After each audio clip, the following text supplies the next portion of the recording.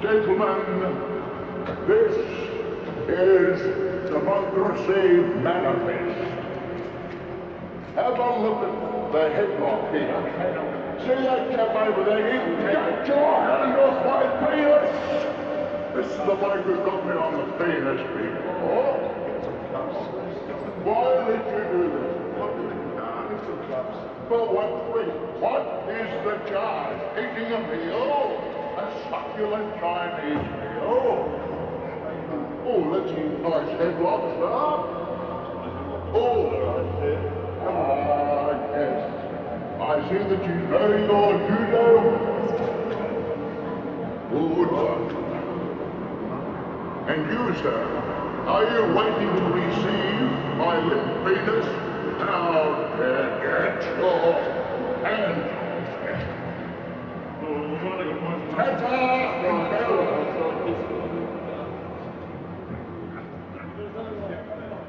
One drop, look. No one likes us, I don't know why. We may not be perfect, heaven knows we try. But all around, even our old friends put us down. Let's drop the big one, see what happens. Give them money, are they grateful? Oh, they're spiteful and they're hateful. Don't respect us, so let's surprise them. We drop the big one, all the lies, Asians pride. Europe's too old, Africa's far too hot, Canada's too cold. South America stole our name. Let's drop the big one and we know we're left to blame. We'll save Australia. Don't wanna hurt no kangaroo. Build an all-American amusement park there. They got surfing too. Goes London, Paris, long road for you, every city, the whole world round will just be another American town. Oh, how peaceful. We said everybody, you wear a Japanese kimono, baby, Italian shoes for me. They all hate us anyhow. So let's drop the big one now. Let's drop the big one now.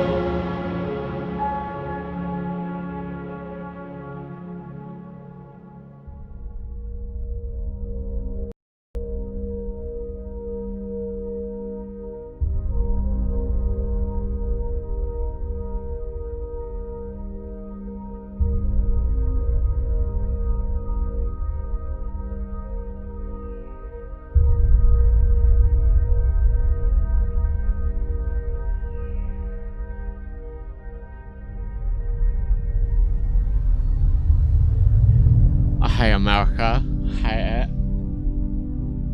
I don't like it. I don't like it.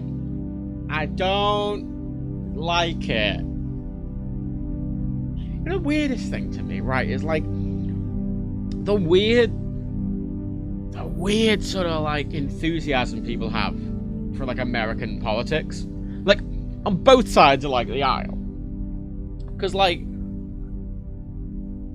all the people calling, to be clear, Trump and his fucking followers are really weird, right? But so are Harris and Biden's. Like American politicians, they do these big fucking like we've got a stadium and everyone's like, yay, and there's like, and I'm like, what the fuck is this? It's a fucking spectacle. What the fuck? This isn't politics. It's performatism. And you get all these fucking like, and it's all this weird fucking. God, the marketing, the amount of money involved. It's disgusting. Absolutely disgusting. Absolutely disgusting. Yeah, no, America doesn't do anything quietly. I wish they would. I wish they would. I really wish they would. Because, like, here's the thing, right? You can vote for Kamala Harris and not be very enthusiastic about it. Look at Britain, right? Labour just got in. Was anyone enthusiastic for Labour? No, not a single person. Everyone voted for, like most people, a lot of people voted for Labour because everyone was so fucked off at the Tories.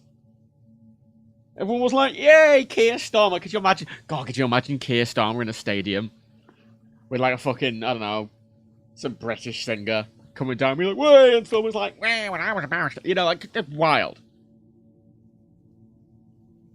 I was about to say everyone voted for Labour, but only like 33% of people voted for Labour. So,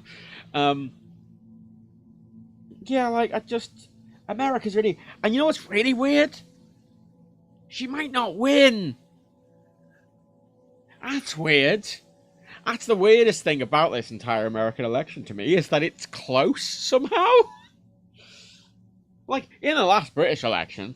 Everything beforehand was like, yep, the Tories are gonna get absolutely eviscerated. They are going to die. Like, everyone knew the Tories were going to explode. We just didn't know how much they were going to explode. You know? My father was a toolmaker. Back when I was a barrister at the Crown Constitution Service. That's what you do with Starmer.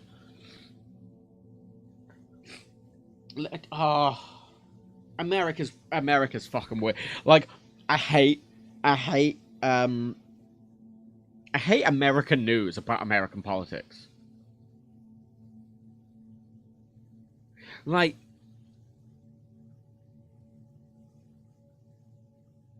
I find that okay, like British television and British news radio and stuff like that. They all have a political leaning, to be clear, right?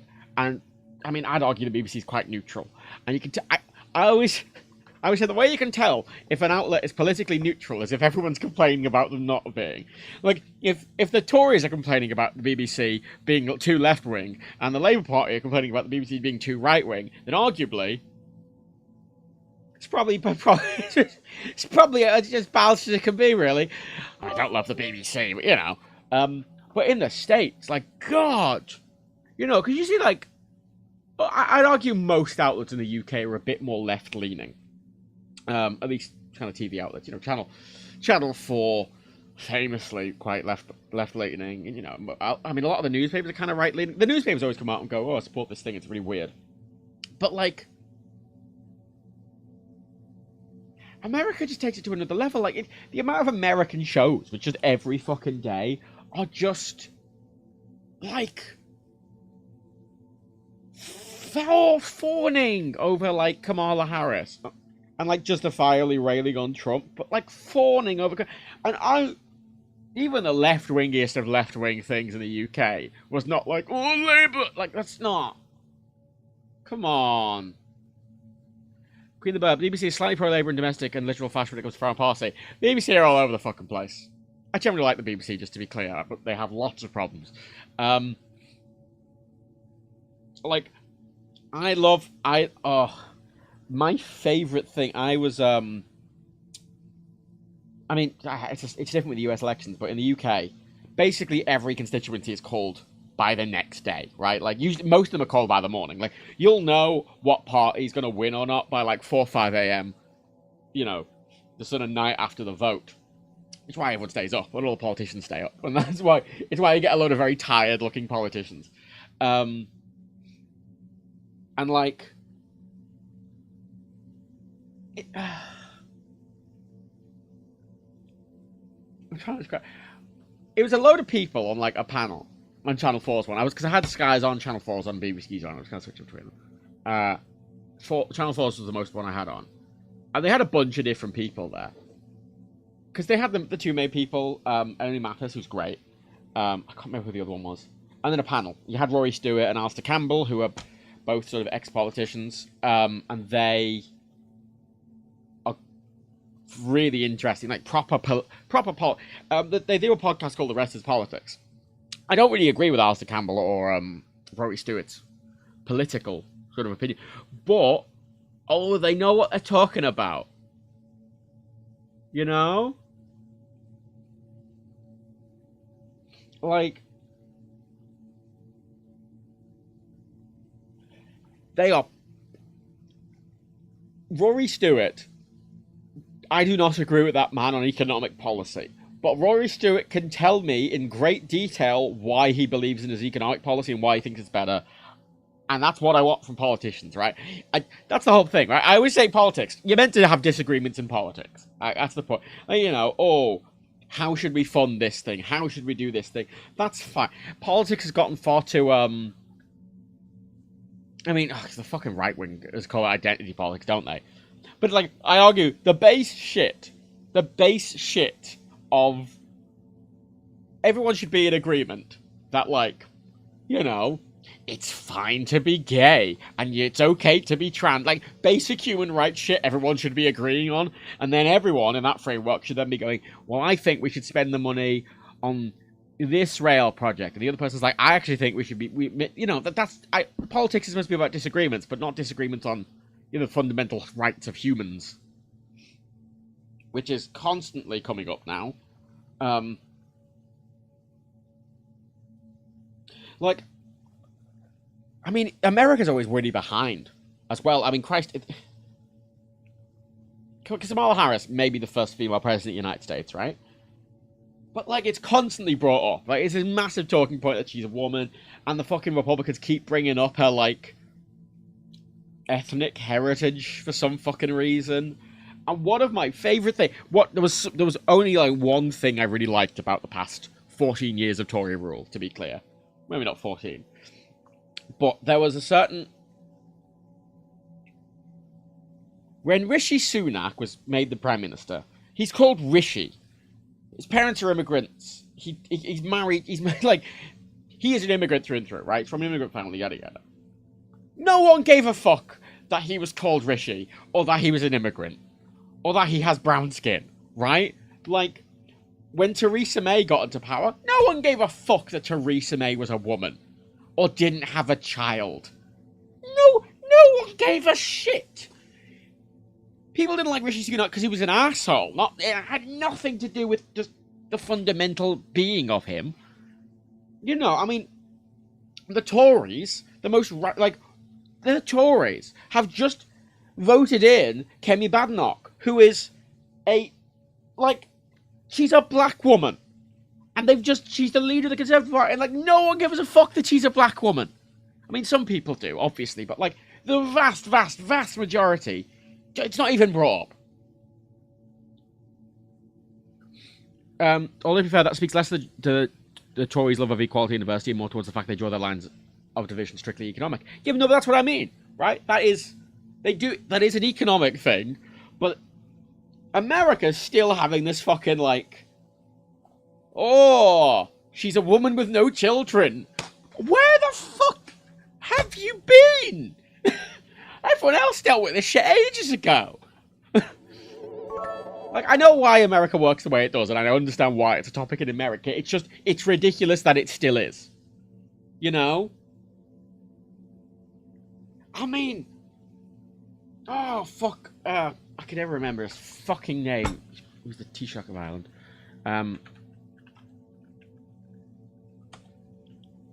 Like, Ireland, as a country, went from, like, an incredibly fucking socially conservative, sort of Catholic-run country, and being very sort of repressive, to becoming one of the most progressive countries in the world incredibly quickly. Like, where is the... Oh, here we go. I am thinking of Leo Varadkar. Leo Varadkar, right?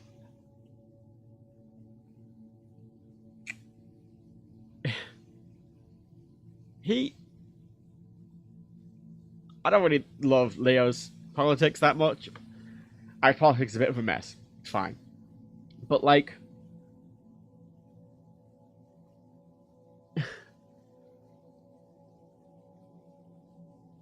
his dad, I don't know, his dad or his mom? I'm sure it was dad. His dad is Indian. He's gay. Ireland voted for same-sex marriage. They were like the first country to vote via referendum. Ireland had a gay prime minister who was the son of immigrants. Ireland. They had that fucking like a decade ago. It's just, if Ireland managed it in like no fucking time at all, it's just like America always feels like it's behind, you know? So it's always weird when I look at America. I'm like, what, really? You're still doing that? Well, wow, okay. You know, everyone over is having a drink at a pub and you look outside. I'm like, what the fuck are they doing? You know, that's what like America is. I usually see as. Like, you know, everyone's just in a pub having like a reasonable time. And you're looking, what the fuck are they doing? Because the Tories are assholes, but they're assholes in like an economic way, which is like the only way I would want someone to be an asshole politically, because arguably the point of politics is mainly just how the country spends its money, and really the only discussion should be how are we spending the money, not like, oh, gay people are bad or anything like that, because that's ridiculous. I mean, they ran out of fucking that. Now it's all about trans people because they can't just leave trans people alone. Ugh. That's what the Tories were going on about. I mean, it became more of that because that's the one thing left. Like, single-sex bath. Shut the fuck up! Are you looking at people's genitals in a bathroom? No, fuck off. I don't care. Nobody cares. Nobody actually cares. Like, you've scared them into caring, because all these fucking Joanne Rowling comes out and she's like, oh, well, I don't like someone with a penis being in my bathrooms. I'm like, have you ever had a problem with someone with a penis in your bathroom? And Joanne's like, well, no, but it could be. That's what everyone fucking says. No one has a real fucking problem. Everyone's just got this imaginary problem, this imaginary thing that might fucking happen. Nah.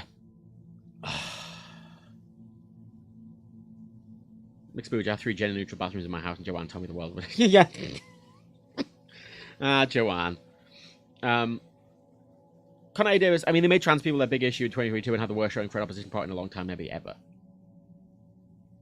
Yeah, most people don't care.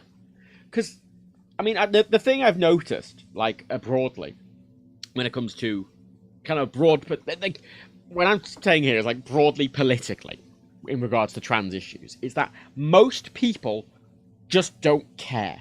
Like, even if you say to most people about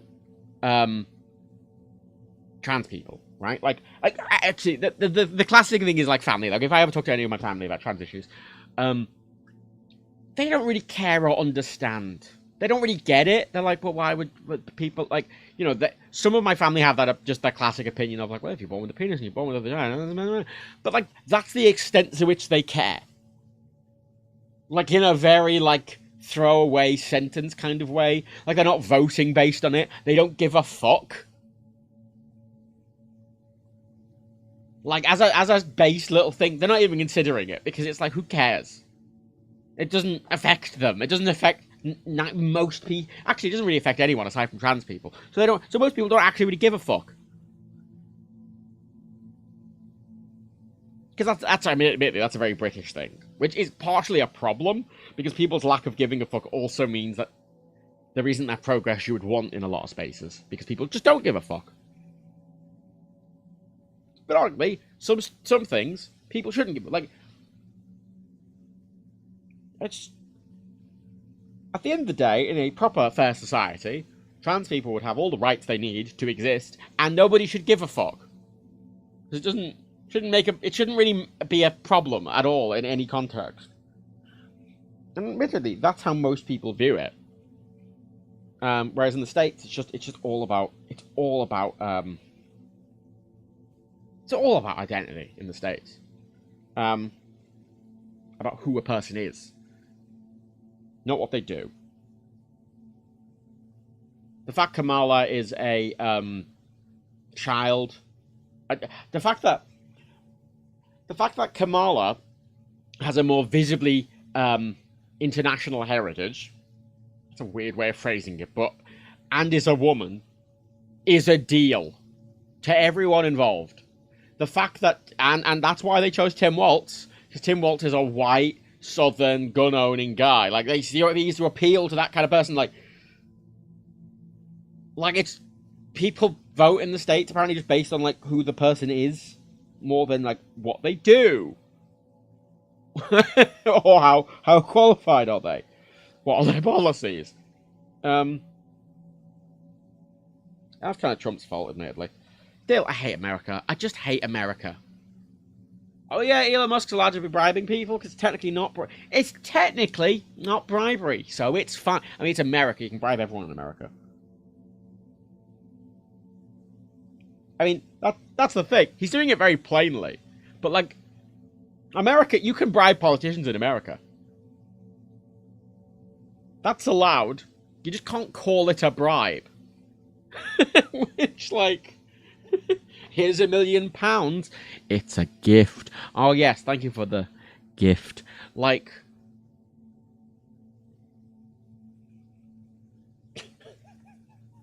it's allowed. That's allowed. As is, you can bribe doctors. America is a piece of shit, and I hate it. You know, I always like to, you know how that like a pile of garbage joke that was made by there was a joke made at like someone at a Trump rally, like some shitty comedian who was like, oh, have you seen there's a floating pile of garbage in the fucking ocean? It's called Puerto Rico, and everyone's like, was he looking in a mirror? He might have been looking in a mirror. In America? A mirror. Not so much in the US when. I don't want to. I've got some friends that are going, like in a week, and I'm like, I hate America. I hate everything about America. The only things I like about America are things that aren't American. Like, that are just geography. That's a weird way to say that. Within the US, there's a lot of natural beauty. That's not America's. They just own the land. It's not America. I'm not like, well, the Grand Canyon. Americans didn't make it. It's just there. It just happens to be there, and then fucking a bunch of Europeans came along and put a flag in it. Well, it's ours now. It's not America. It's not American. It's just there. America have done some good stuff historically. Not going to deny that. Doesn't mean I still hate them. It's a cookie. I like NASA. I don't. I mean, half of what NASA does is secret spy missions, for Christ's sake. I mean, half this, like, a huge portion of the space shuttle missions.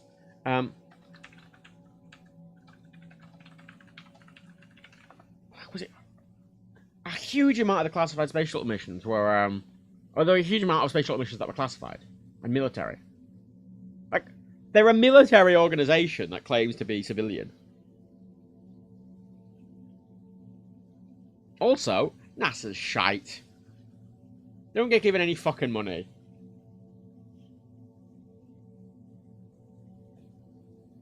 The only time they were good was when the US government were giving them loads of money because they wanted to one-up the fucking Soviets. Like... yeah, I don't like NASA. I like some things that NASA have done. I mean, next to me, I do have I mean, I've got a few NASA Lego sets. I've got a fucking I've got an SLS, and I've got a fucking space shuttle, and I've got a Curiosity rover. I like those specific things, but even then, Space Shuttle did a lot of classified missions. Hate America. Anyway, actually, there's one thing I want to watch a thing. Because there are... Matt's more of a SpaceX fan. Oh, God. I will say, I like what SpaceX, the company, do. And the problem with that is you can't unattach Elon from SpaceX. Because every time SpaceX does anything, everyone's like, wow, good job, Elon. That fucking cunt's not doing anything. He's just going, wow. He's looking at it. He's going, I want it to be painted white. And everyone's like, for fuck's sake. Like, SpaceX is good because they have a lot of very talented engineers.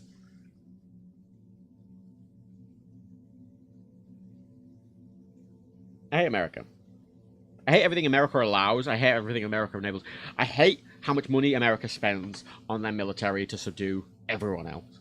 I hate America. I used to avoid saying that in the past because there's that classic, oh, you just don't hate America. But the thing is, I do. Yeah. I do. You just hate America. Yeah, I do. And I can go on about why for fucking days. Days. Now, I will say, there are only 2 American politicians that I like. Only 2. Kind of 1.5. One, Bernie Sanders. I like Bernie Sanders. I would like him. Like, he's the only American politician I would like if he was like my MP. Like, I think Bernie Sanders is just a good person who is a good politician. And I like him. Even if he was running over here, because all these fucking Democrats that are running in the States, right? Over here, most of them would be right-wing. Economically right-wing. Most of them would be Tories. You know, fucking, isn't Sanders pro-genocide? Absolutely not. Wow. Oh, he's the exact fucking opposite. You kidding me? He's been constantly screaming about stopping arms sales to Israel. Constantly. I don't know where this idea that Bernie Sanders isn't pro-genocide is coming from. I remember I saw him in Liverpool like last year. He was doing a thing for his book, and there was this massive protest outside. You know, Justice for Palestine protests, and I'm like, no, he's very much on that side. I don't understand where it came from. Well, actually, we're going to watch this little video, because I think this video from Bernie Sanders perfectly encapsulates how most people should think in the US of like the way they're voting and why they're voting. Let's have a watch, shall we? I understand that there are millions of Americans who disagree with President Biden and Vice President Kamala Harris on the terrible war in Gaza.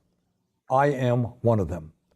While Israel had a right to defend itself against the horrific Hamas terrorist attack of October 7th, which killed 1,200 innocent people and took 250 hostages, it did not have the right to wage an all-out war against the entire Palestinian people. It did not have the right to kill 42,000 Palestinians, 2/3 of whom were children, women, and the elderly, or injure over 100,000 people in Gaza. It did not have the right to destroy Gaza's infrastructure, housing, and healthcare system. It did not have the right to bomb every one of Gaza's 12 universities. It did not have the right to block humanitarian aid, causing massive malnutrition in children and, in fact, starvation. And that is why I am doing everything I can to block U.S. military aid and offensive weapons sales to the right-wing extremist Netanyahu government in Israel. And I know that many of you share those feelings. And some of you are saying, how can I vote for Kamala Harris if she is supporting this terrible war? And that is a very fair question. And let me give you my best answer. And that is that even on this issue, Donald Trump and his right-wing friends are worse. In the Senate, in Congress, the Republicans have worked overtime to block humanitarian aid to the starving children in Gaza. The president and vice president both support getting as much humanitarian aid into Gaza as soon as possible. Trump has said Netanyahu is doing a good job and has said Biden is holding him back. He has suggested that the Gaza Strip would make excellent beachfront property for development. And it is no wonder Netanyahu prefers to have Donald Trump in office. But even more importantly, and this I promise you, after Kamala wins, we will together do everything that we can to change U.S. policy toward Netanyahu. An immediate ceasefire, the return of all hostages, a surge of massive humanitarian aid, the stopping of settler attacks on the West Bank, and the rebuilding of Gaza for the Palestinian people. And let me be clear, we will have, in my view, a much better chance of changing U.S. policy with Kamala than with Trump, who is extremely close to Netanyahu and sees him as a like-minded, right-wing extremist ally. But let me also say this, and I deal with this every single day as a U.S. Senator. As important as Gaza is, and as strongly as many of us feel about this issue, it is not the only issue at stake in this election. If Trump wins, women in this country will suffer an enormous setback and lose the ability to control their own bodies. That is not acceptable. If Trump wins, to be honest with you, the struggle against climate change is over. While virtually every scientist who has studied the issue understands that climate change is real and an existential threat to our country and the world, Trump believes it is a hoax. And if the United States, the largest economy in the world, stops transforming our energy system away from fossil fuel, every other country, China, Europe, all over the world, they will do exactly the same thing. And God only knows the kind of planet we will leave to our kids and future generations. If Trump wins at a time of massive income and wealth inequality, he will demand even more tax breaks for the very richest people in our country while cutting back on programs that working families desperately need. The rich will only get richer, while the minimum wage will remain at $7.25 an hour, and millions of our fellow workers will continue to earn starvation. Sorry, can I just pause there briefly? That minimum wage figure, $7.25 an hour, is what? Like, what's, hang on, let me just double check what that is in pounds.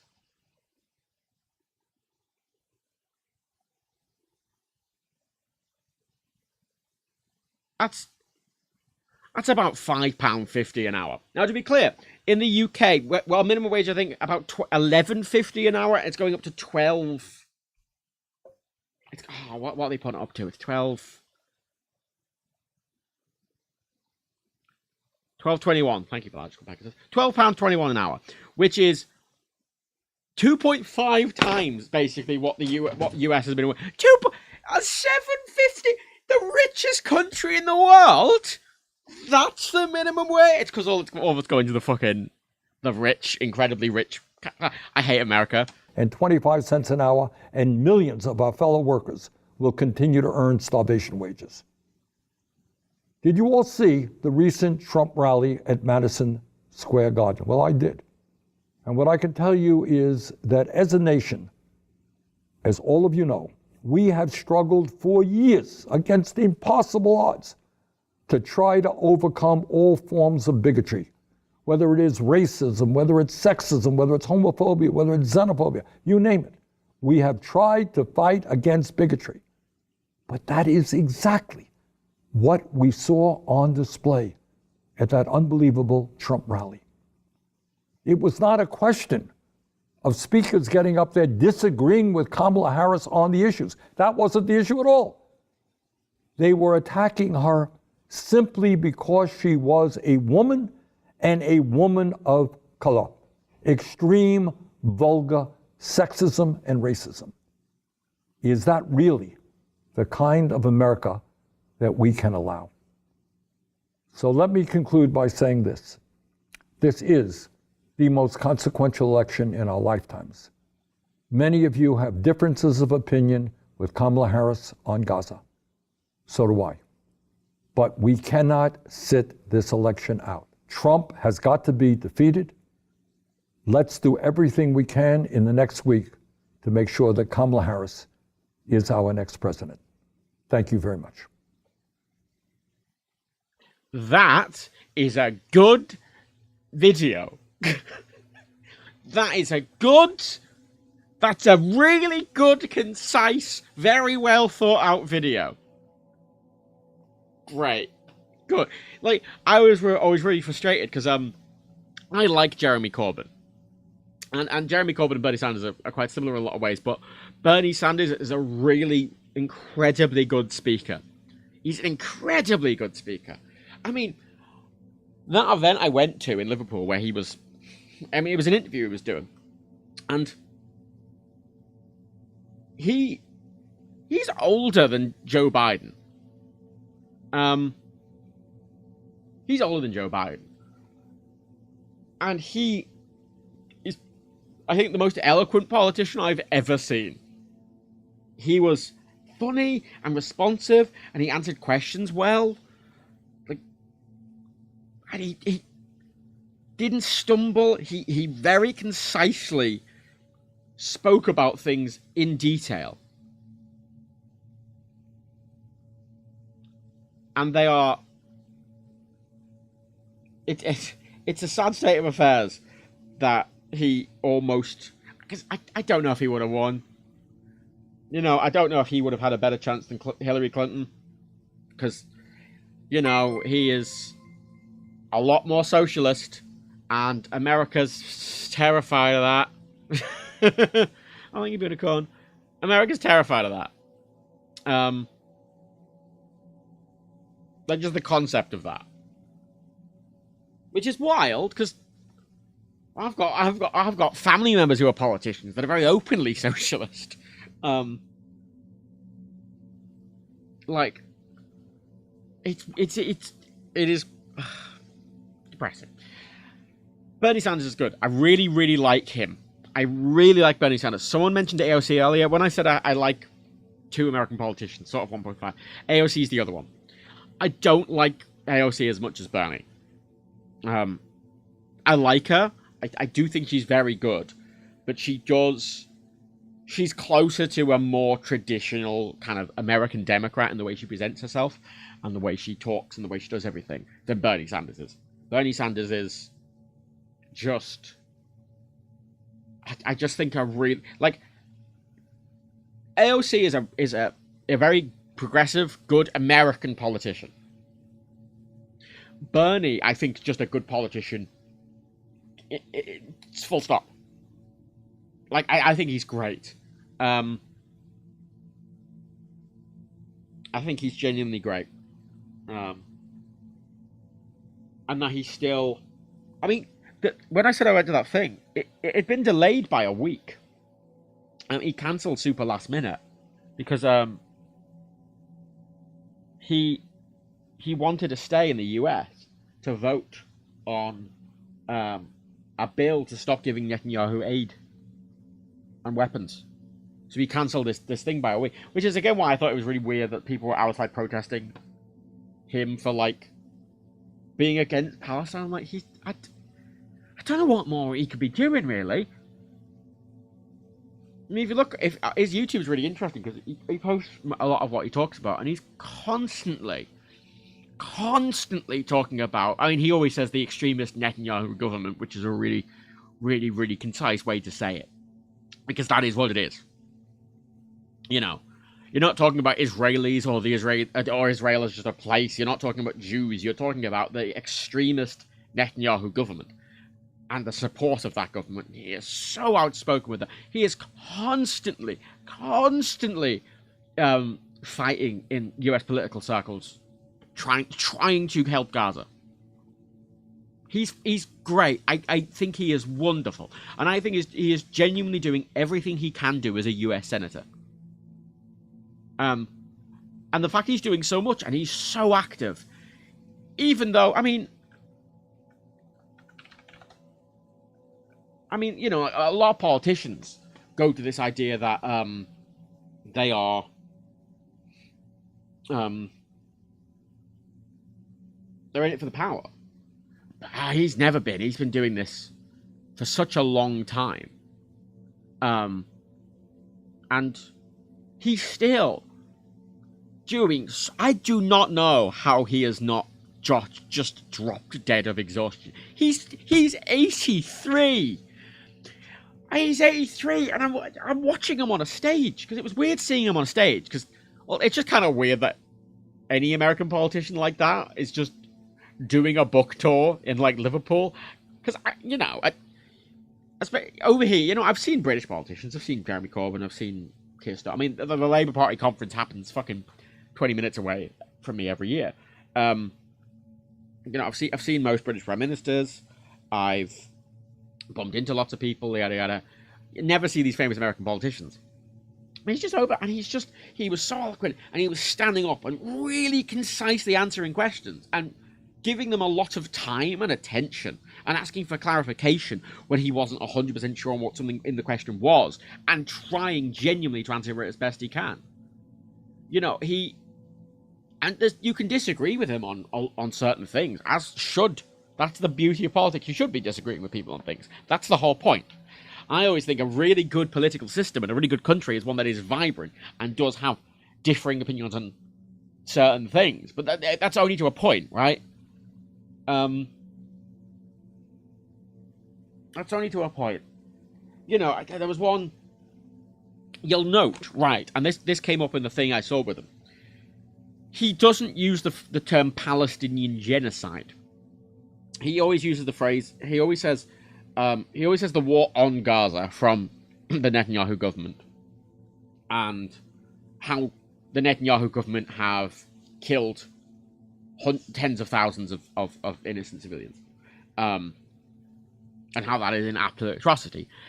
And I remember when I was at this thing, someone asked a question, it was like, why don't you just call it genocide? Really angrily asking why he wouldn't call it genocide. And he said he doesn't really...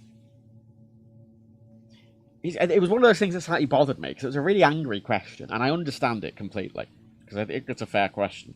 But what bothered me about it is, you've got someone who agrees fundamentally on this exact issue, right? And arguably the only problem is the slight phrasing, which is a thing. It is a genocide, and I believe it should be called a genocide. But he's not like...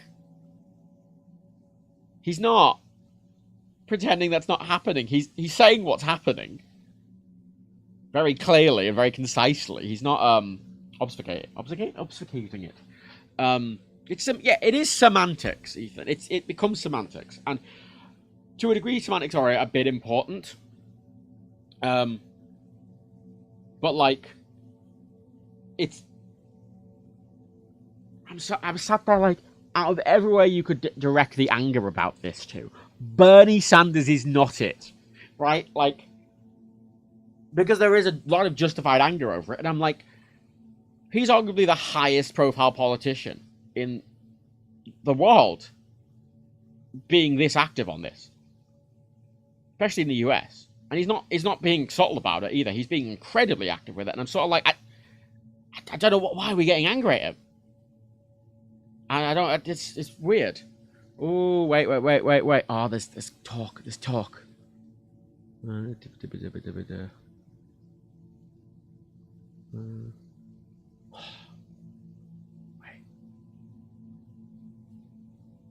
See, debates. That's the good thing. You want political debates. So this is the thing with democracy. Let's go into the game. Let's turn the game volume down. The game's really loud for some reason. So, democracy. One of the difficulties in this game is...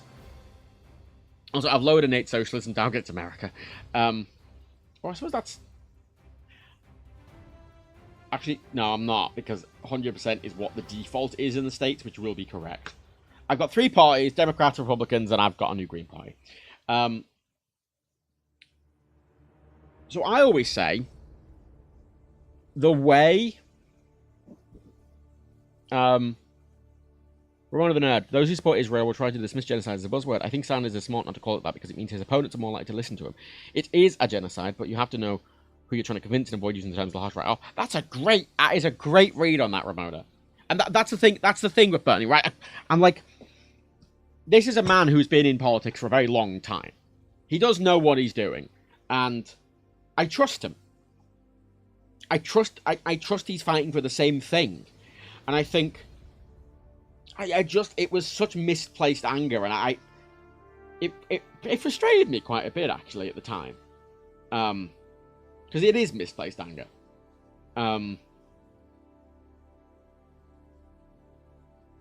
So this game, the interesting thing about this, and why I've always struggled with America in this game, is that you're trying to juggle a lot of things. You can't, for example, I can't just lower the military budget right out of the gate. There's political capital. You have to be dealing with ministers. You have to be dealing with public perception. You have to be dealing with getting re-elected. Obviously, the other problem in the US is you've only got 2 4-year terms. And that's if you do well. Whereas in the UK, if you do this in the UK, I mean, in the UK, elections happen sooner a lot of the time, but, you have to have an election at least every 5 years in the UK. But there's no term limit over here. You can be in power in the UK for 20 years if you want to be. You can get a lot done. In the US, you can't, as a president. But the other thing as well is that someone said it earlier. Fascism, the rise of fascism in countries, is not solved with voting alone. That's right. If Kamala Harris is voted in, it doesn't solve the problem. One of the my worries about when Brexit happened is there was a kind of view from the left and from the side I'm on about the Remain side about how if it was only 4% the other direction.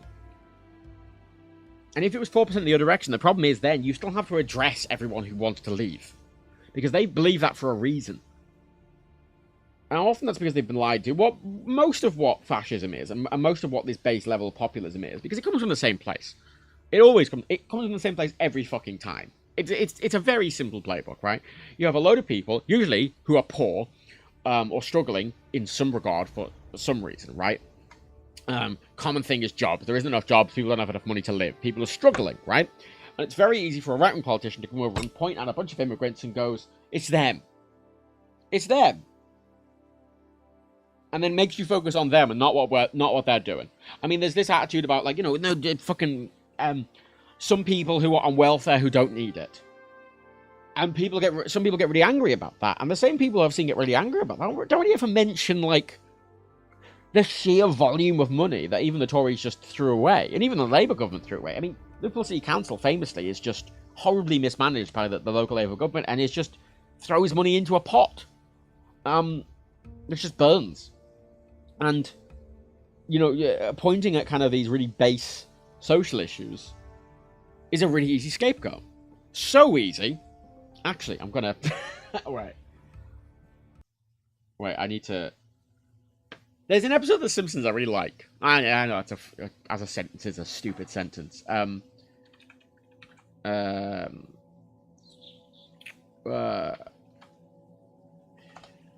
it in season 6? Basically, there's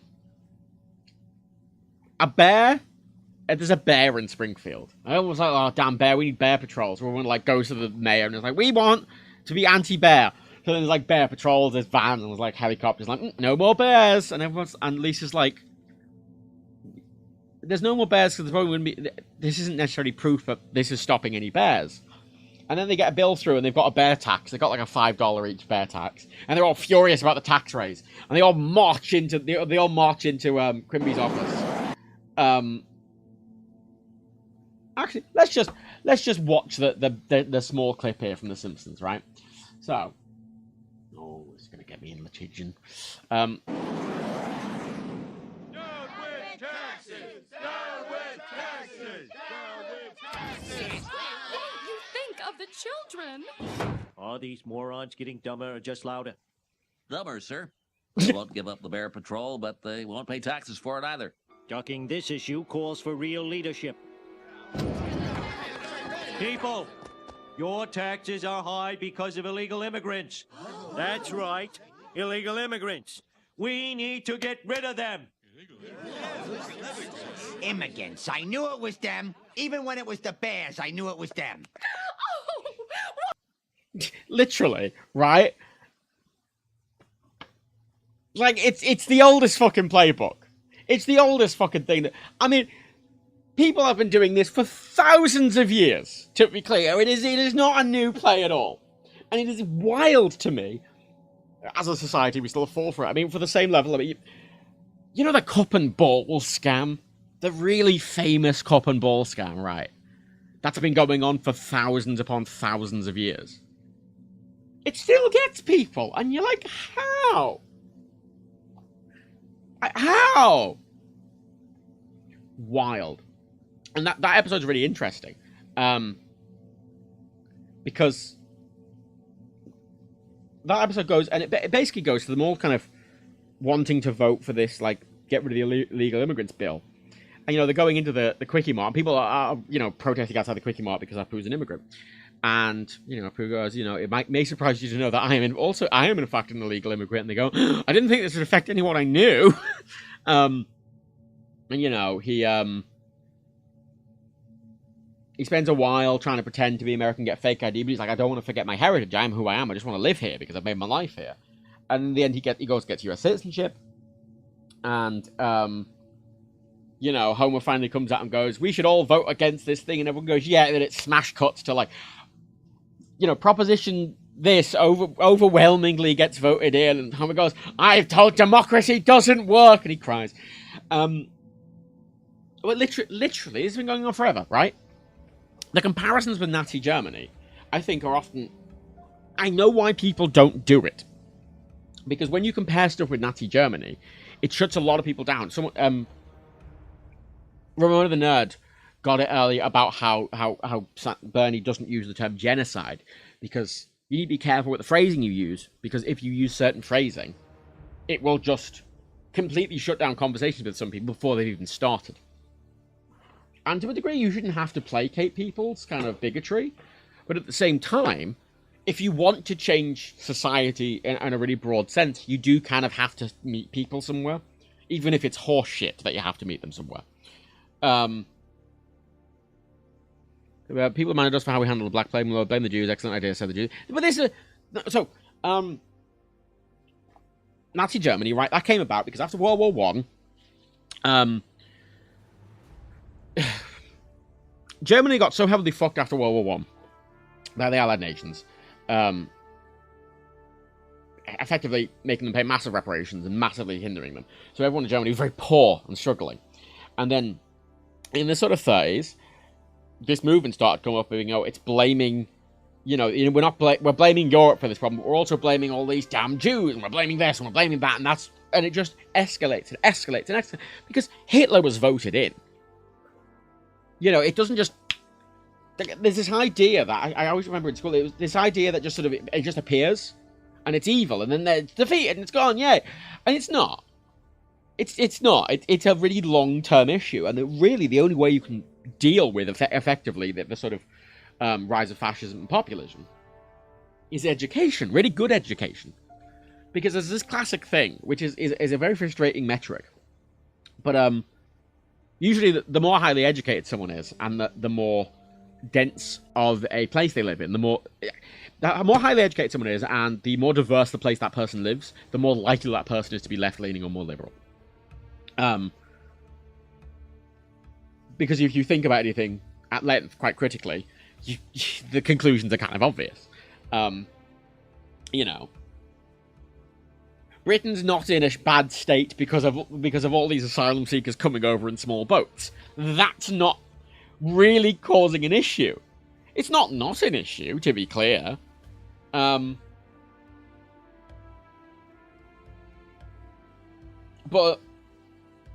you know, Just Key also says German. I can very much say that a lot of people here still support Hitler's ideas, even though, yeah, that's it. They just changed the name. right? It's why all these fucking right wingers are so annoyed at the term. They're saying the term far right is a slur, and it's like, because obviously it reflects badly. So you just change the name. It's rebranding. You know, it's how Hermes rebranded to Every, and it's like, well, their postage isn't any better. I don't know why I went with them. I'm comparing Hermes to the Nazi party.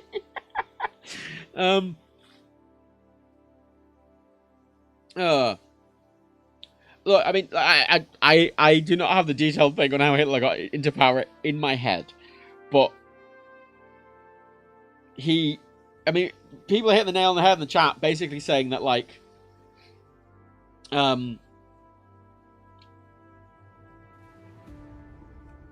he exploited the system, or he was nominated, like, but this is the whole point, right? There was still a democratic system there, and he exploited it, which is what Trump does, as well. I think the frustrating thing when we're talking about sort of Donald Trump is that there are a lot of very genuine comparisons to the Nazi Party and Adolf Hitler. The problem is, though, when you say that, for anyone who's leaning in his direction, right, that immediately blocks them from anything else that they want to hear. Because this is the frustrating bit, and this is the difficult bit to handle, right? People don't like being called Nazis, even if they're Nazis. Which, I mean, they shouldn't, obviously, but a lot of times, shaming people in that way kind of just drives them even deeper into that. And it's a really hard thing. It's a really hard thing to get out of people. Ethan, how do you deal with the people that say wanting the war, genocide, and Gaza to end makes you anti-Semitic? Honestly, I slightly ignore them because it's a bad faith argument. Because, you can easily, when like, okay, talking about small boats coming over to the UK, right, with asylum seekers on, that is actually a reasonably complicated issue with a lot of facets that people look at. You're talking about the humanitarian side of it. The asylum policy of many nations and how that works. You're talking about the long-term history of colonialism and why the Middle East is as fucked as it is. You're talking about a lot of gangs exploiting people's hardships. You're talking about the fact that they are doing a very unsafe thing to try and get somewhere better. Then the way they're treated once they get here. Then you're also talking about the economic factor of, like, having to pay for them being here because, because the infrastructure's not good enough. They're being put up in hotels and people are going, well, if I look for a hotel room on this and it's like £100 a night. We're paying £100, which isn't the thing. But it's a multifaceted issue, right? And each one of those things has a different solution. And you can quite easily get in the weeds with them. But any argument against that, saying to stop, like, the idea of stopping the boats as a phrase is actually pretty much of a universally appealing phrase. Because I don't think people should be coming over in small boats and potentially drowning either. Like, I think everyone's universally wanting to stop the boats, but everyone wants to do that in a completely different way, and that's where you get into policy, right? I'm of the opinion we should have full asylum processing centres sort of in France to stop people needing to come over in boats and make them process quicker and actually process those claims faster. We should be actually having a better system for these things to stop people having themselves put in danger. When you're saying, with that whole idea of someone calling you an anti-Semite for criticising the state of Israel, that's just a bad faith argument. Immediately. There's not really, that's not an argument of actual points. That's an argument of emotion, and you can't really win. I can't. This is a very tough discussion. I have a question for you. Is there any hope we're just fucked? I think there's always hope. I think what one of the reasons I quite like history is you can see patterns form, but equally those patterns, while they repeat each other, every time we're usually a step ahead. Yeah, we kind of take, 4 steps forward, 3 steps back, 4 steps forward, 3 steps back. It feels very, but it is progress. You have to keep on with it. So, actually, let's get our ministers in. It's anti-Semitic to compare all Jews to a non-popular imperialist government who have passed anti-Semitic laws themselves against non-white Jews. But this is it, right? Like, if someone called you an anti-Semite for, you know, criticizing the Israeli state committing mass genocide, then I'd argue they're probably an anti-Semite themselves. You know, criticizing a state for doing a thing is nothing, but by default is nothing to do with race or religion. I've always had a bit of a frustration. I say always. You know, for the past decade or so, I've always had a big frustration with the state of Israel, especially with Netanyahu, because that's an image they've crafted very specifically. Because Netanyahu's government do like to use that as a shield against genuine criticism. They want to conflate their government's actions. They very explicitly try to tie their government's actions to the idea of all Jews to be almost inseparable. And that what they do is in service of all Jews, which it is not. And because of that whole, like, oh, you criticize Israel, right? The reason that's a thing is because of that image. I mean, this is what got fucking Jeremy Corbyn. You know, everyone's calling him a fucking anti-Semite. He's been fucking marching for Palestine for fucking forever. Like,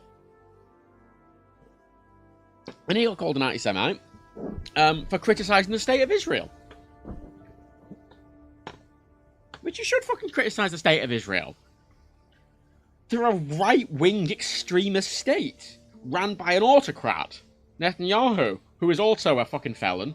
Admittedly, the felon thing, a lot of people keep doing this thing with Trump. Going to... I understand why they're doing it, to be clear. I understand why, like, you know, these fucking YouTubers and stuff are going to Trump supporters and be like, oh, so, you're going to vote for a registered felon? Like, yeah, like, I get why, but equally, I think that's a low fucking blow, because I'm of the opinion that just because someone has a criminal record doesn't mean they shouldn't be allowed to partake in politics. I think it's a bit of a... I think it's a slightly unfair thing to be focusing on. But anyone who thinks Israel is pro-Jewish, I immediately point to ask the Ethiopian Jews who they literally fucking sterilized. Literally. But this is the thing, right? This is the problem with politics, and when we're talking about geopolitics and history, it's really complicated. It's really complicated. It's super complicated. Like, because a lot of stuff, you're talking, some stuff has histories of hundreds upon hundreds of years. You're talking, and some issues are hundreds of years old. And some stem from quite small things that happened 400 years ago, you know. And continual choices. And it's frankly quite hard to learn all about that. So when you offer a quite simple answer to a complex problem, most people gravitate towards that simple answer. Which is why the sort of populism and fascism is appealing, because you give a simple answer, make a very complicated problem seem very simple. You know, the problem of people not having enough economic mobility in the UK and everyone being generally quite poor, and infrastructure being poor. And you point and you go, hey, it's the fault of fucking illegal immigrants and the EU, and it's Brussels' fault. A point over there. Because they're not really a thing that's accountable to them, and it's not really a thing. It's very easy for politicians to point to those things, because they're not in control of those things.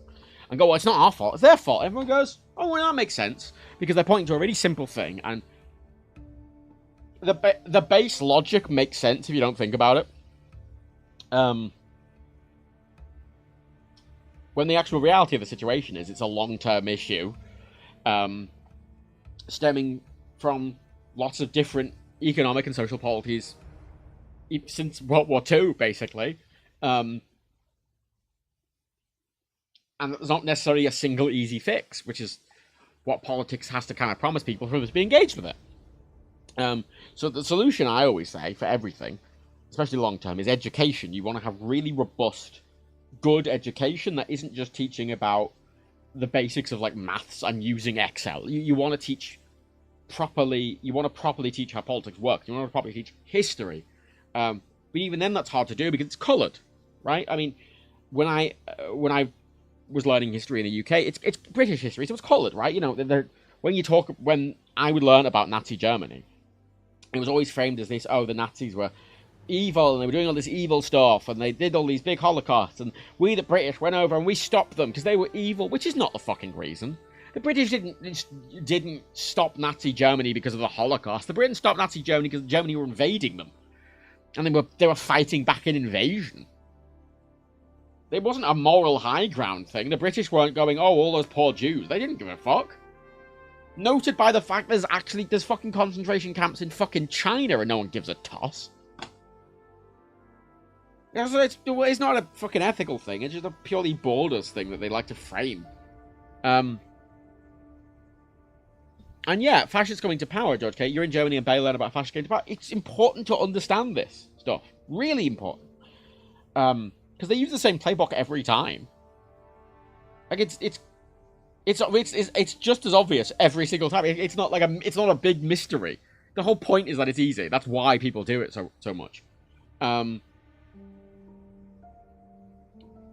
you expecting whichever side losing this election just claim it was rigged and unfair? I mean, I'd expect the Trump side to, because, I mean, that's what he did last time, and that's what he said he's going to do this time, and that's what he's already been doing. So obviously he's going to do that. I don't think the Democrats wouldn't. I don't think. That's one of their key differences, I will say. Like, the Democrats wouldn't. I mean, the American electoral system is a fucking mess, unnecessarily. But sorry,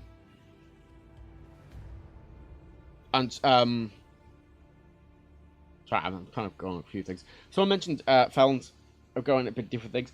But the thing with I always think the thing with when you're talking about people being charged for crimes and stuff like that, I'm of the opinion that with a good, robust rehabilitation system, a lot of people can be rehabilitated. And that I don't think anyone should be barred from partaking in politics. You know, a lot of people say there should be like an age limit on politicians. I don't think I don't like that. I understand there being a age that you start being involved in that. I think it should be lowered. But I think everyone should be allowed to be involved in politics. I think everyone should be allowed to vote. Everyone should be allowed to become a politician if they wish to be. However, obviously with full transparency. You know, if someone is out of prison and it's, you know, got a big tick on their probationary officer and stuff like that, cool.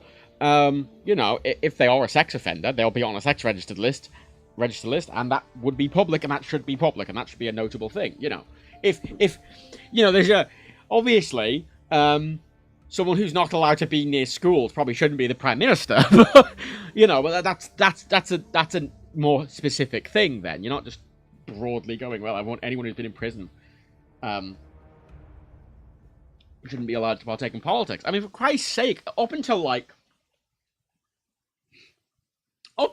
10 years ago, people still had on their record sort of like, so like it was illegal. It was considered illegal to be gay for a long time in the UK.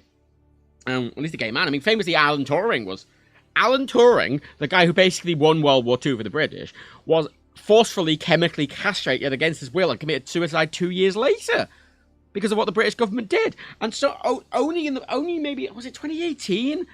I think it was very recent that they finally did this sort of like, we're wiping everyone's historical charges off their records. And the fact is, if you just completely barred anyone who was in prison from taking an office, you're barring people like that as well. I mean, it's very easy to go, well, you know, convicted pedophiles shouldn't be doing it, which is fair, but yeah, every single system, you have to be aware of edge cases. You can't just blanket things are never good. I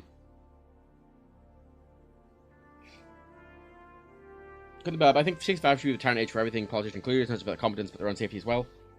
Yeah, but I don't think that's fair. I don't think that's fair. I just don't. If I as a 70-year-old want to keep doing shit, I should be allowed.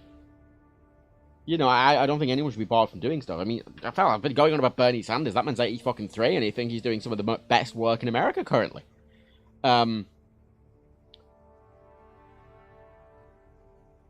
think you should, obviously, retirement age, it should be optional, but I think it should be optional. Everything should be optional. I mean, well, the Lords. I mean, the Lords has got other problems there, hasn't it, pal? It's got Pegasus. You know, if you want to introduce sort of like competency tests into it, you know, because yeah, there is an argument of, you know, people being in power who have cognitive impairments, especially related to age. You know, having Alzheimer's shouldn't stop you from living your life, but at the same time, if someone's got quite severe degenerative Alzheimer's, probably shouldn't be the president. So, but again, that's a more specific policy, right? You're not, if you just do it based on age, I think that's incredibly unfair. But if you're doing it based on some other metric, Mega Cal, you ever hear the guy in the 80s where he single-handedly stopped the submarine from launching a nuke when ordered? Gave him a medal for stopping the end of the world, and immediately shot him for disobeying orders. I mean, lots of things like that have happened. Biological competency tests would need to be controlled by a truly impartial system. Yeah, that's why a good, robust society has good, robust systems. You know, any sort of based, because you know, some people say, oh, people should have to, you know, do a test to be allowed to vote. I fucking hate that. I fucking hate that. You know, and then obviously, if you had tests for certain things, you know, if you had tests to be a politician that were testing competency, what does that actually entail? You know, because someone might be dyspraxic or dyslexic, and they might not be able to write well. They might not be able to do maths, but that doesn't mean they would, you know, that doesn't mean they're a bad politician. Where do you draw that line? But that's the whole thing. Everything has to be on a case-by-case basis, very well and considered in the long term and the short term. And this is what I mean. Simple answers sound great. They never are. Simple answers always. And yeah, it has to be perceived as impartial, even if it is impartial. And then, you know, I mean, the American political system, famously, currently, is being pointed at by, you know, Trump and his loyalists, and sort of going, oh, this is bad. And then and a lot of these people are like, well, if they don't trust their political system, then something's clearly wrong. And they do have a point. If they are led to believe that they shouldn't trust their political system that easily, then there's clearly a problem. Even if it is a good political system, that the optics is just as important as the practicality. IQ testable. Well, IQ tests are bullshit. I'm not talking about IQ tests. Fucking Trump goes on about IQ all the fucking time. Because he's a ponce. IQ tests. Fuck, I don't give a fuck about IQ tests.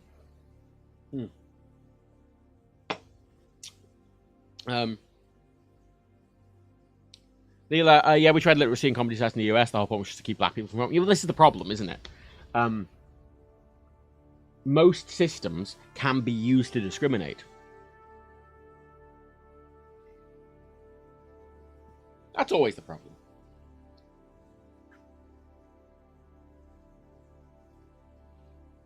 In a fair and equitable society, there should be enough things in place that there shouldn't really be any bar to entry, but there should be a lot of oversight on all of these things to help people. The world's complicated, as is politics. Right, let's hire some good people. So, I need to be very careful here, because in the US, I've only got a limited amount of time, and I might not even get voted in for a second term. So, or I might die. I usually do die quite quickly. Foreign policy. We want to get someone who is who wants to do foreign policy. I mean, this person, Natalie Chavez, great. Liberal socialist, excellent. Or maybe I'd want them on welfare. They're great at campaigning, but she's not. I want her on welfare. I'm going to put her on foreign policy. I'm going to give welfare to her. economic policy.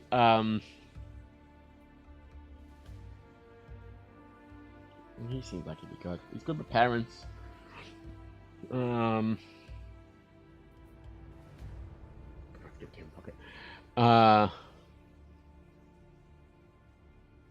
gonna say this game is very unrealistic and how effective political assassins are. I mean,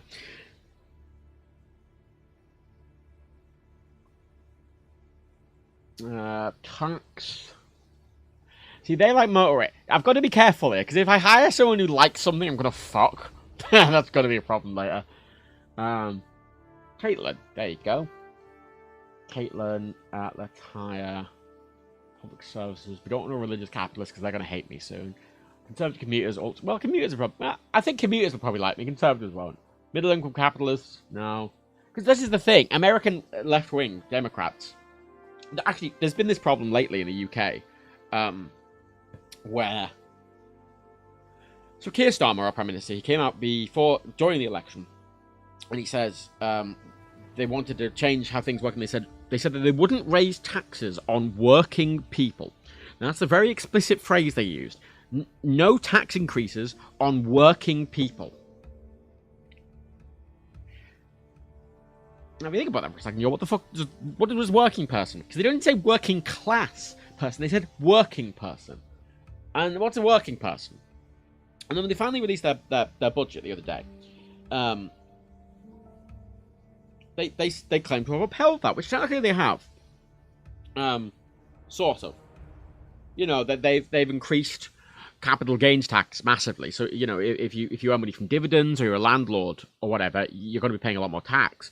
The argument being, you know, that they didn't want to say working class. But in the States, there's a big thing in the US where, I mean, Democrats will always fucking say it.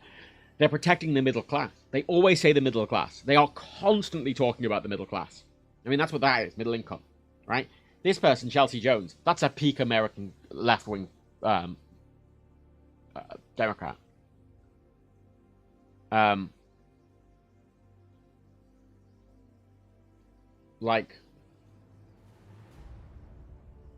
They focus really on the middle class, but it's not really supporting poor people, is it? And the middle class, they're very broad with what that means. You can be absolutely fucking loaded in middle class.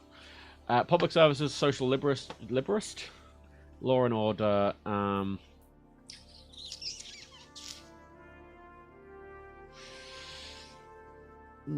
She's capitalist. She doesn't help. Motorist, socialist. I'll give it to her.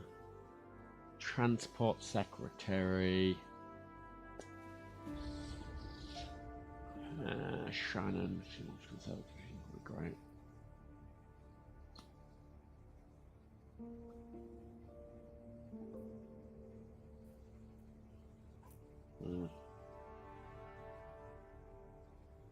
See, part of the problem is this game works on you getting points per turn, which is political capital, and that basically limits how much you can do each turn.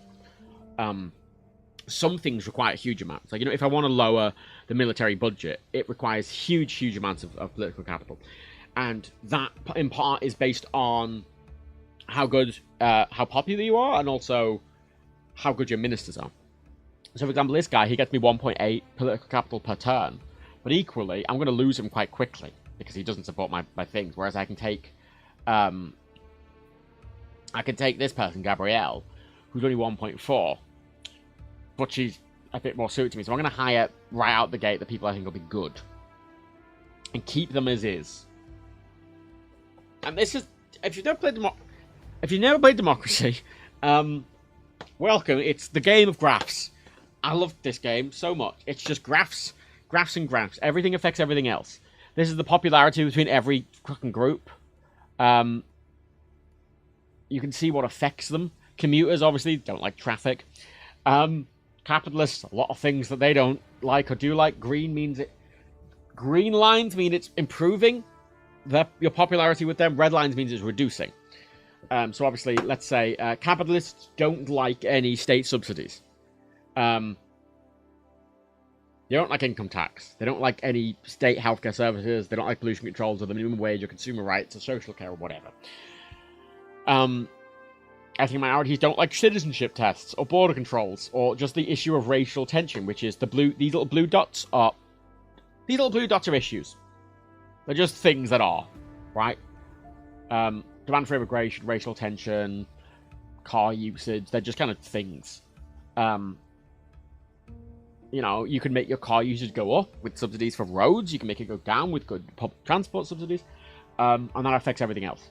Then each of these ones with a ring on is policies I can change or get rid of.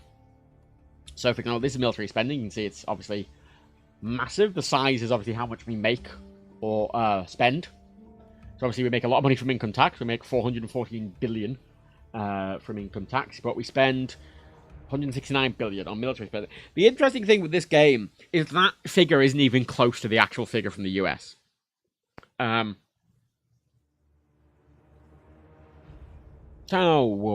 4 looks a lot nicer than Dem 3. Does it do anything more under the hood, or is it a good facelift? It's a good facelift, and it does some more under the hood. Like, I've got the DLCs for this as well. Like, you can change the voting system. I can put proportional representation in and everything. And it's got some more granularity to it. You also have this, which is, you're talking intelligence briefings, security effectiveness. This is what usually gets me in America. You've got these right-wing extremist groups here. Mostly fundamental American Christian groups. They'll probably kill me. I mean, you can see the icons, like, you can see the value, how much influence they have on public, on just the country alone, the policy, the popularity of them, general weightedness. I mean, charts, how much income you're getting. I mean, look, most of our income is going to military spending, but that is not even close to the actual, large compare, because the military spending value in the game is a tenth of what it was in 2023. I mean, what's the percentage of it currently? Because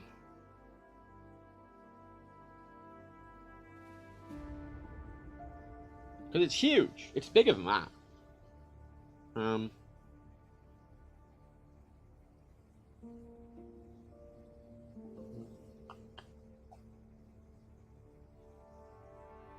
it's 900 billion, yeah, but of the total amount of US spending, what's the percentage of that? 3.7% of GDP, but percentage of spending, not GDP.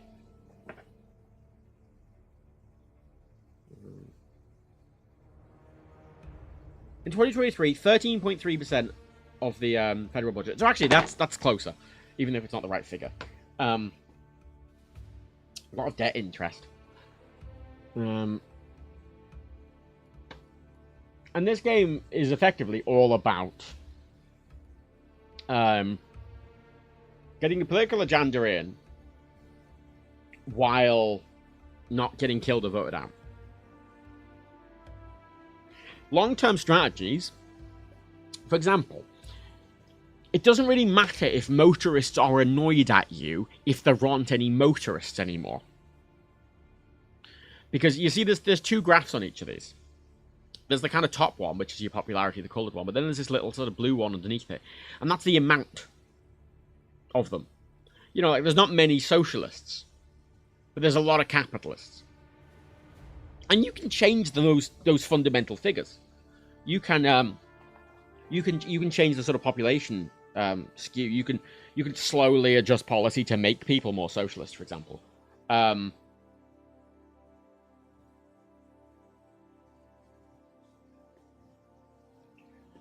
You know, there's going to be a lot less. I say if I put a lot of money into public transport infrastructure and basically make using cars untenable, there's not going to be any motorists. So it doesn't matter if they don't like me. Same with patriots and, you know, yada yada. And this is the balance.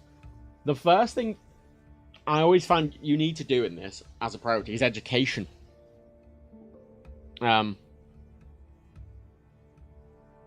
More educated people are, better they are. I mean, you can see here, right? State schools, they reduce unemployment, they reduce poverty. They have education, they reduce private schools. The poor socialist and state employees like it. Capitalists don't care. Education reduces crime and violent crime. It reduces racial tension because the more educated you are, the usually more tolerant you are. It reduces poverty. Like,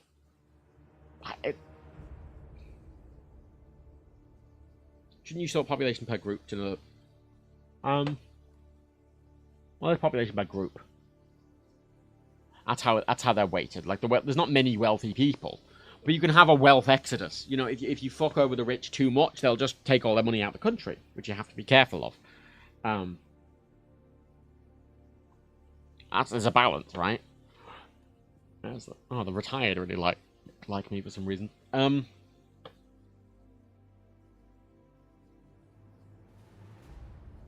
You know, American patriotism is wild. I mean, it's mainly a Cold War thing, because the Americans. I mean, that is always the joke in GeoGuessr. And that if you get plopped somewhere in GeoGuessr and it looks like America, the way you check if it's America or Canada is if you see an American flag, because you will, basically immediately. I mean, the last one I did in America, they had a fucking American flag on every lamppost. Like, for miles. Like, it was ridiculous. Hi, George K. So the social so every one of these, right, you can see here. If I want to reduce this, you can see what it'll affect individual graph-wise. But I can't lower it any more than 25%. Because I need more political capital to do that. But I am going to reduce it immediately to get us more money. But the problem is... Oh, wait, no, cancel. You see here, state employees membership. That's like as a group. So obviously, if I reduce military spending, there's going to be less state employees. There's going to be more unemployment. So I have to patch that somehow. This is the balance, right? Like, everything has a knock-on effect. And I always say, while this game is not a realistic interpretation of politics, like it's a simplification and abstraction. I always say, if you're into politics, it's worth playing this. Because you're interested in getting into politics, it's worth playing this because everything has a knock-on effect, and sometimes it has a knock-on effect you don't realise. And that's why often changes need to be gradual, because if you want to reduce military spending, you need somewhere for those jobs to go. Because otherwise, you know, if you just reduce the military spending and do nothing else, a load of people who are in the military and earning money from that are just going to be kicked out. And then they're just fucked. So, Mega Canal, I hate that if the rich get fucked, they will leave thing. Can't we have a government go, okay, ultimatum, pay 1% of your wealth in a year, or pay 25% of his leaving tax now? The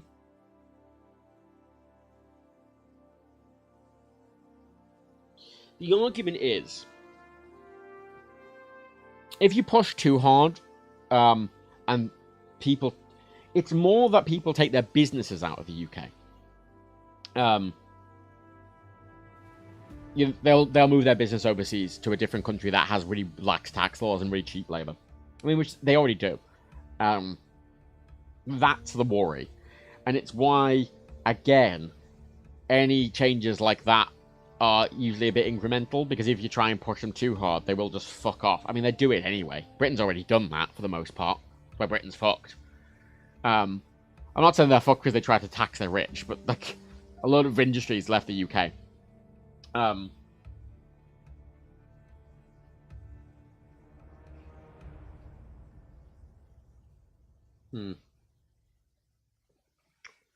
So, I could reduce military spending immediately, which would save me some money. God, what? Yeah, we've got quite a deficit. I mean,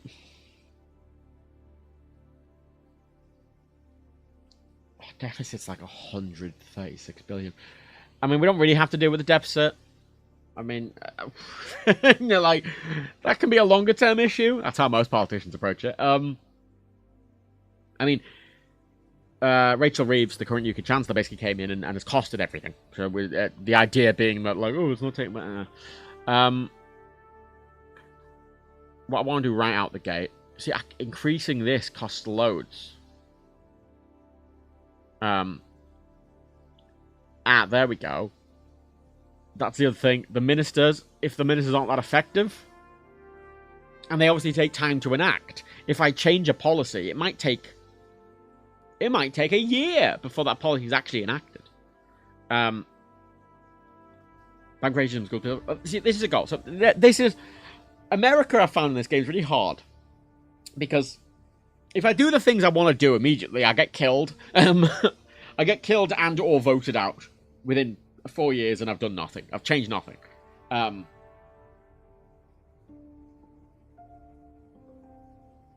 This is the balance in politics. This is the difficult balance in politics.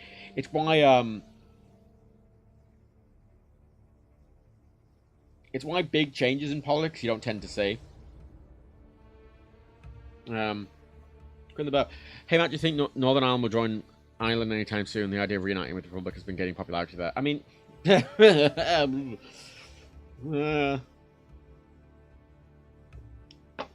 I kind of wish it happened this year just to make the Star Trek line true, but like, I don't know.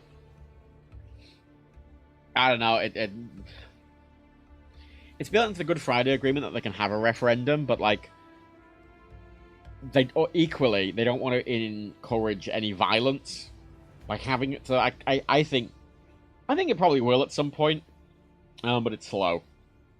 Oh, obesity.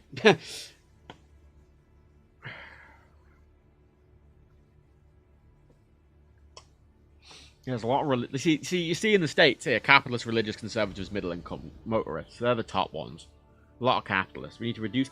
I want to reduce capitalists as a metric, as a metric, and increase socialists as a metric. Now, you can also.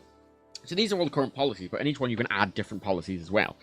Compulsory school sports, healthy eating campaign, social justice foundation, youth party. You can see all these ones. Free eye test. You can also go the opposite way if you want to make a fascist dictatorship.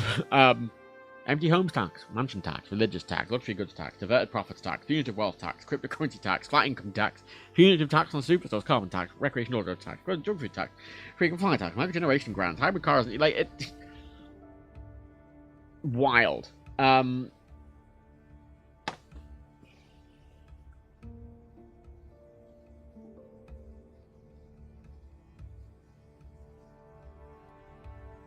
Economy.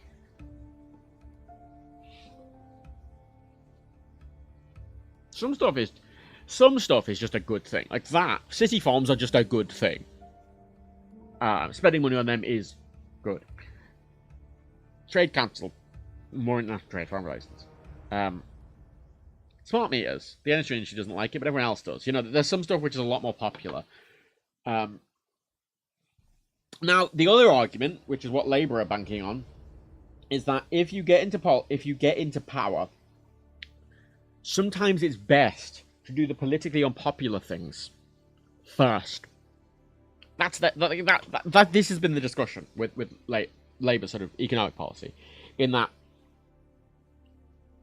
putting their budgets, you know, unpopular with a lot of people. But their argument is, well, the argument politically is that if they do it now, because they have a lot of political capital when they come in, they've got a few years, that within a few years, that'll start to pay off and people will see that it's massively helped everything. And because if you do it later, if you do something unpopular near the end of your term, you're not going to get voted back in, you can't continue the policy. So that's the other balance.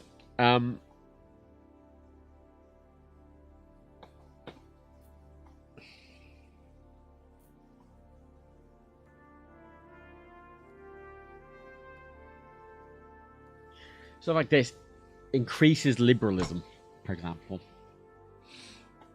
Plant-based diets. Can we get from vegan? You see, that's the kind of stuff I need to do.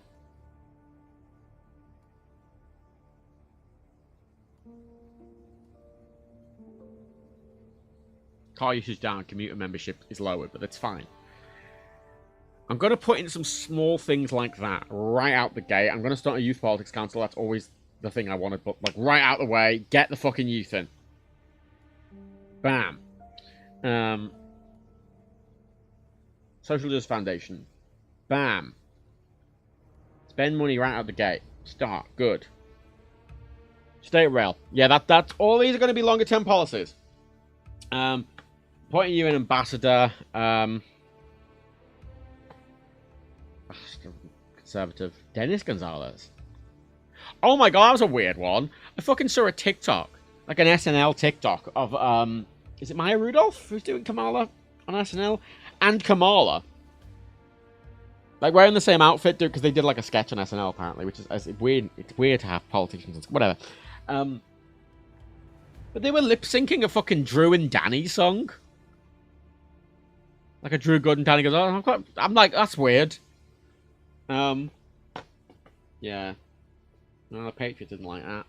But our foreign relations have went up.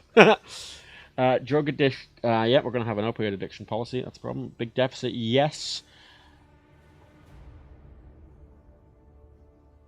See, there's the voting intentions of one of my other parties. I suppose let them come. Focus groups. Oh, I love this one. So you can actually say, you can see how where your politics fall on this graph for every turn. I can see America's quite a capitalist, a bit conservative society. And you can see this is the voter distribution, so most voters are within this range here. They're sort of like slightly, yeah, you know, moderately conservative capitalist. Whereas, you know, I'm over here. But you can see where it puts the voters on it. There's Bernie, there's old Bernie, there's Jeremy Corbyn, there's Stalin, there's Donald Trump, right up here, right up here, as a extremist. And there are very few liberal capital like Ayn Rand. There's Cameron. That's the weird one. But like you can see, like,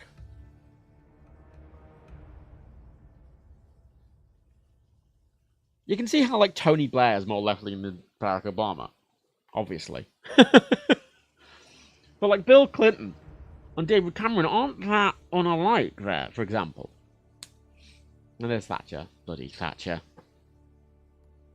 You know, this game is great. I love this game. You can get it for nothing as well. I fully... I've been playing it... This is great on the Steam Deck. Oh my god, because with the little mouse control, fuck me, it's just a mouse game. You need a mouse. You couldn't really do it with a touchscreen, but mouse, because you need a hover. 16 political capital, more public services. So, we want more education, more education, more education. That's the policy. More education. That's very expensive, but we're going to massively invest in education.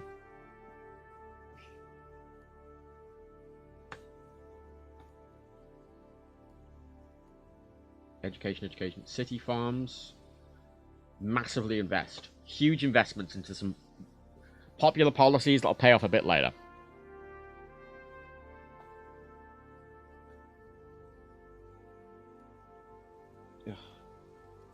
Yeah, this is a real problem in the States, because the power infrastructure is so fucking attractive. I mean, that's the other thing. When I grew up, right, and I would watch TV, everyone was always, like, getting food poisoning and having power outages. I was always really confused about it.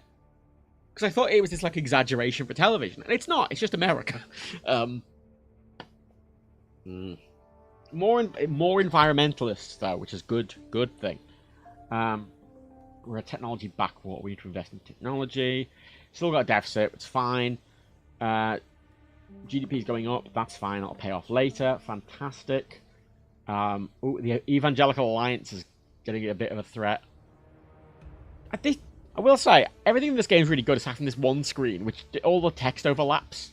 And it's like, you've got all this space, but you put everything here and you have to cut off them. I don't get why this screen doesn't work.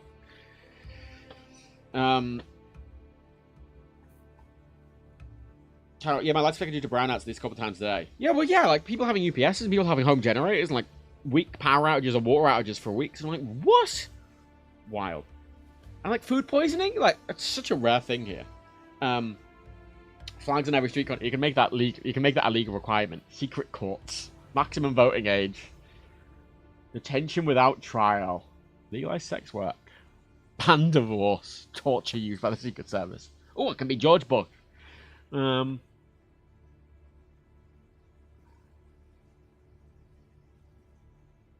want to... Oh, that's really expensive, that. What could be Trump and introduce import tariffs, which would be a terrible fucking thing. That's what he wants to use it, but also his fucking what is it? He's got that Kennedy dude on his team now, and he's going to make him his health minister. And that Kennedy guy doesn't believe in vaccines. He's like a massive anti-vaxxer, and he wants to put him in charge of the health service. So that's good. Oh, antibiotic spam. That's specifically on farm stock, livestock, which is a bit more of a contention, which is actually a real thing. I mean, you can see this, yeah. Small dose of antibiotics administered daily make most animals gain additional weight, although conclusive evidence directly linking the use of drugs in food animals to an increase in drug-resistant bacteria has not yet been uncovered, but suggest like it's a real thing. That's just specifically for livestock. Oh no, it's livestock. Workers on boards. That doesn't cost me anything. It just fucks people off. Lowers productivity though. Well, it would, wouldn't it? Because you make workers... If workers were on the boards, they'd have a more equitable thing, and they'd be doing less work. Which is fine, but you need to, again, offset... Like, lots of things you need to offset. I want people to not have to work. I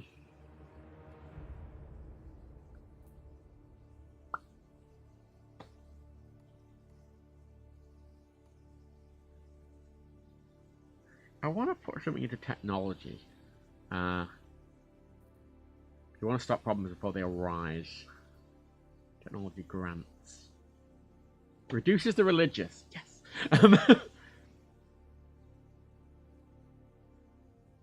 There's mods for this as well, by the way. See, this is expensive. I can put loads of money into that. Like, if I did that, that would be just such a comical addition to our GDP. But it massively increases our GDP, though. And productivity. Oh, look how much it reduces the religious. Fuck it. I'm going to make sweeping changes because I don't have much time.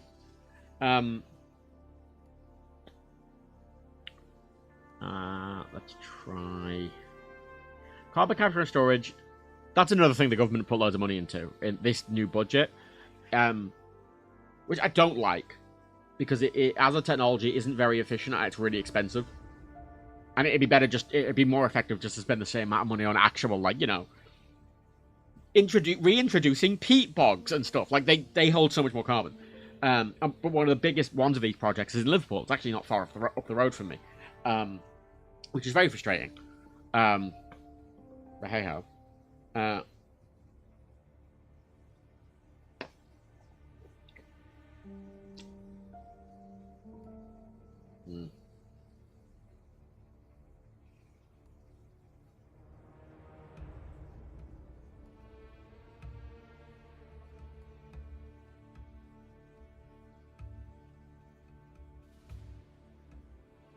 See, fuel efficiency's down, it sounds good, but obviously it does increase car usage.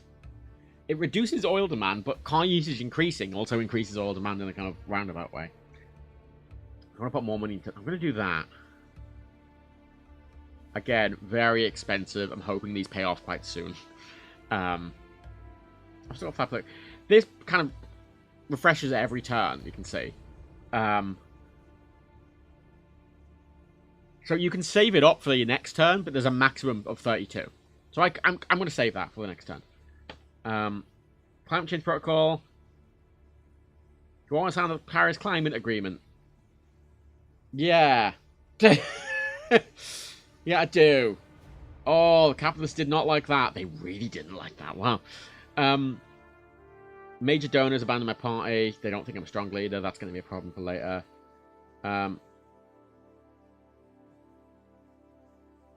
University grants.